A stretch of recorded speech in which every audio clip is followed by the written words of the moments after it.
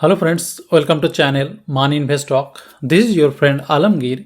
और आज हम इस वीडियो में सीखेंगे कि किस तरह एक स्टॉक को सिलेक्ट करने के बाद एंट्री लिया जाता है। देखिए, मैंने प्रॉफिट जो होता है उसके ऊपर तो काफ़ी वीडियो बनाता हूँ, लॉस के ऊपर ज़्यादा नहीं बना पाया, लेकिन लॉस तो होता ही है, आपको लाइव पोर्टफोलियो में दिख जाएगा।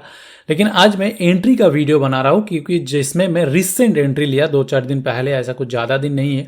और किस बेसिस पे ये स्टॉक को सिलेक्ट किया जाता है उसी के ऊपर मैं डिस्कस करूँगा। तो किसी भी वीडियो का नीचे लिंक मिल जाएगा लाइव पोर्टफोलियो का, उसमें चले जाइए और उसमें देखिए महिंद्रा लॉजिस्टिक में ओनली 4 डेज बिफोर इसमें एंट्री किया गया।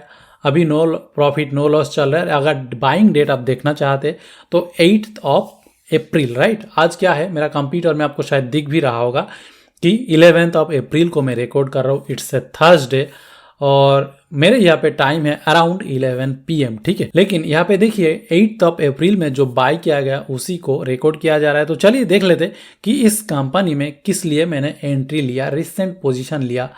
मार्केट तो फिलहाल kind of all time high में है, आप लोगों को शायद पता है जो भी मार्केट आप फॉलो कर रहे हो।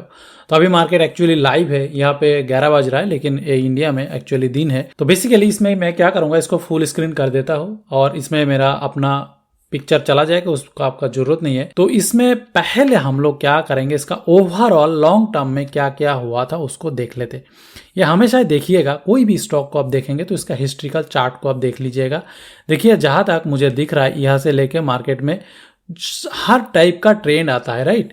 कोई भी कंपनी ऐसा सीधा अप या डाउन ऐसा नहीं जाता है, वो ऑसिलेट करता है। अगर आपके पास पेशेंस है, कंपनी अच्छा है, तो कंपनी कहीं ना कहीं आपको प्रॉफिट दे के ही जाता है। तो देखिए इस कंपनी ने क्या किया, यहाँ पे 2022 में काफ़ी स्टीप फॉल होने के बाद यहाँ पे ऊपर जाने का कोशिश किया था। इनफैक्ट अप ट्रेंड भी बनाया था एज पर डाउ थ्योरी, जैसे कि आपको दिख रहा है कि यहाँ पे हायर हाइज हायर लोज बनाया था, राइट। उसके बाद क्या हुआ, मार्केट गिर गया। मार्केट गिरा तो देखिए यहाँ से लेके अगेन लोअर हाई लोअर लो बनाने लगा। यानी कि अगर कोई एज पर स्ट्रैटेजी यहाँ पे अप ट्रेंड में अगर ट्रेड लिया होता तो आपका क्या होता दोस्तों, आपको स्टॉप लॉस हिट हो जाता, राइट। उसमें अगर आप खुशी खुशी स्टॉप लॉस ले लिए होते तो ये आपके लिए बहुत अच्छा इंश्योरेंस की तरह काम करता, क्योंकि उसके बाद स्टॉक और भी काफ़ी गिरा। और ये कितना गिरा ये अगर आप देखना भी चाहते हैं तो देख लीजिए। फॉर एग्जांपल यहाँ पे मेरा एसएल होता, राइट। उसके बाद यहाँ तक गिरा जो कि 30% गिरा, और 30% बड़ी बात नहीं है। यहाँ पे देखिए यहाँ से यहाँ तक अराउंड 182 डेज मार्केट होल्ड किया था। उसके बाद उससे भी ज़्यादा दिन, एक्चुअली 1-1.5 साल 2 साल से ज़्यादा ये स्टॉक इधर ही रेंज में घुमा। तो आपको तो पुराना लेवल में गया नहीं, तो आप लॉस में ही रन करते हो। तो इसलिए स्टॉप लॉस में निकाल जाने के लिए हमेशा सजेस्ट किया जाता है, ताकि आपको वो चीज़ समझ में आए और वो चीज़ों से आप बच पाए। ओके, इसके बाद क्या हुआ देखिए, फिलहाल ये स्टॉक का नेचर को हम देख लेते। देखिए जो स्टीप फॉल आया उसके बाद जो लो बना है, उस लो को कहीं पे ब्रेक किया क्या, नहीं किया। करने का कोशिश तो यहाँ पे किया था लेकिन कर नहीं पाया। ये हो सकता है कि ये मार्केट में बुलिश सेंटिमेंट जारी है, इसलिए हो सकता है कंपनी में एक्यूमुलेशन चल रहा है। एक्यूमुलेशन किसको कहते हैं दोस्तों, मैं कभी एक वीडियो बनाया था उसमें देख लीजिएगा, जिसमें ये जो रेंज बाउंड मार्केट होता है ना, उसमें बड़ा बड़ा वॉल्यूम में जब बाय होता है उसको एक्यूमुलेशन पीरियड कहते हैं आफ्टर लॉन्ग डाउन ट्रेंड। और ये आपको कैसे मैं बोल रहा हूँ, क्योंकि यहाँ पे देखिए ये जो लो बनाया, यानी कि जो सपोर्ट बनाया, ये सपोर्ट को तो कहीं पे ब्रेक नहीं किया। चलिए मैं सपोर्ट भी आपके लिए ड्रॉ कर देता हूँ ताकि आपको ये चीज़ समझ में आए, राइट। तो इसको अगर मैं ड्रॉ कर दूंगा तो देखिए एक्सटेंड टू राइट कर दूंगा तो आपको दिख गया कि ये सपोर्ट है, या तो मैं इसको ग्रीन कर देता हूँ, राइट। तो इस सपोर्ट का नीचे मार्केट गया नहीं, और जब भी इसमें बाउंस बैक किया, देखिए सपोर्ट एंड रेजिस्टेंस के ऊपर मैंने ट्रेडिंग का जो मेथड बताता हूँ ऑसिलेशन, जब भी सपोर्ट में आता है तब उसमें बुलिश कैंडल में आप एंट्री कर सकते और रेजिस्टेंस के आसपास प्रॉफिट बुक कर सकते।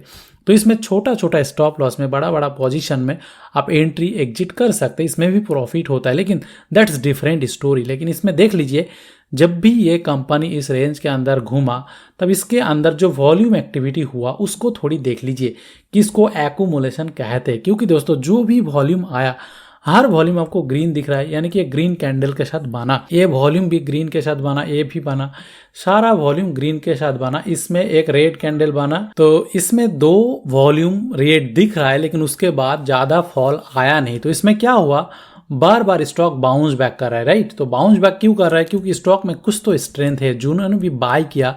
और ये देखिए काफी सिग्निफिकेंट वॉल्यूम है, जो भी एवरेज वॉल्यूम होता है। तो इसमें देखिए एक समझने वाली बात है कि ये जो वॉल्यूम क्रिएट हुआ ना, इसको अगर जिस कैंडल में वॉल्यूम क्रिएट हुआ, उस वॉल्यूम को अगर आप इसका प्राइस से मल्टीप्लाई करेंगे तो जो नंबर आएगा वो काफी बड़ा हो जाता है, मतलब I think it will be many crores.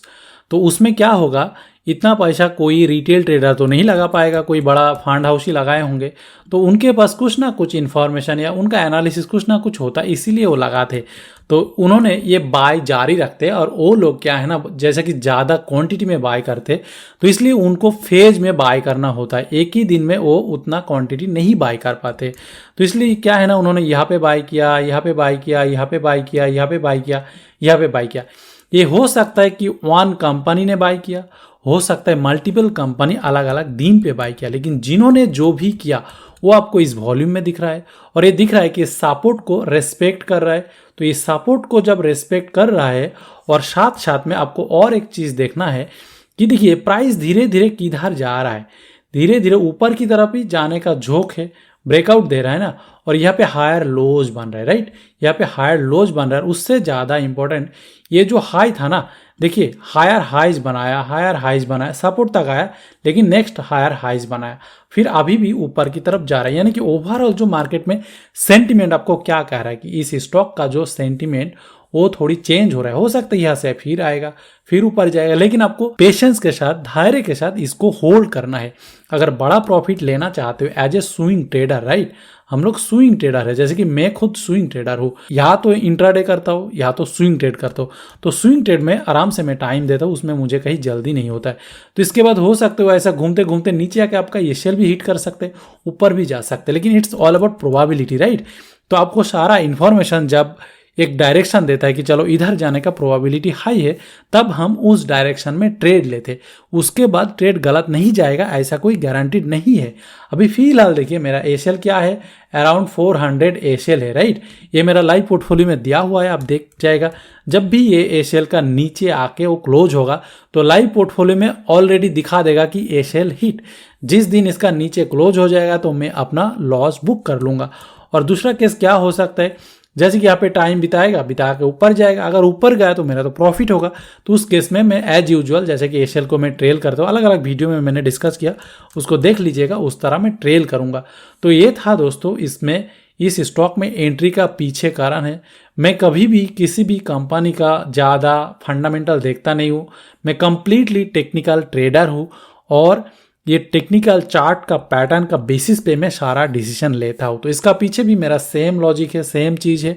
तो इसके बाद जो भी होगा इस स्टॉक में आपको दिख जाएगा, ये स्टॉक का नाम भी आपको पता चला, और मेरा लाइव पोर्टफोलियो तो रहेगा जब तक मैं सेल नहीं कर रहा हूँ, तो आपको दिख जाएगा कि जो भी हो रहा है। लेकिन इस नॉलेज को, चाहे ये स्टॉक या तो प्रॉफिट में जाएगा या तो लॉस में जाएगा, देखिए मेरा बहुत सारा स्टॉक प्रॉफिट में भी जाते हैं, बहुत सारा स्टॉप लॉस भी होता है, लेकिन इसका पीछे का जो एनालिसिस है, स्टॉक का जो सिलेक्शन है, जो भी देख के ओवरऑल सेंटीमेंट को जज किया जा रहा है, एक्यूमुलेशन के बाद जो रेंज का ब्रेकआउट होता है उसको देखा जाता है।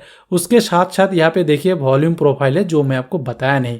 इसमें देखिए ये क्या है ना, जितना ज़्यादा ये राइट साइड में पीक आ रहा है ना, उतना ज़्यादा वहाँ पे ट्रेडिंग हुआ, यानी कि वो सपोर्ट की तरह काम करता है। ये एक सपोर्ट लेवल तो यहाँ पे था और एक सपोर्ट लेवल यहाँ पे, यानी कि यहाँ पे सबसे ज़्यादा बाय एंड सेल हुआ।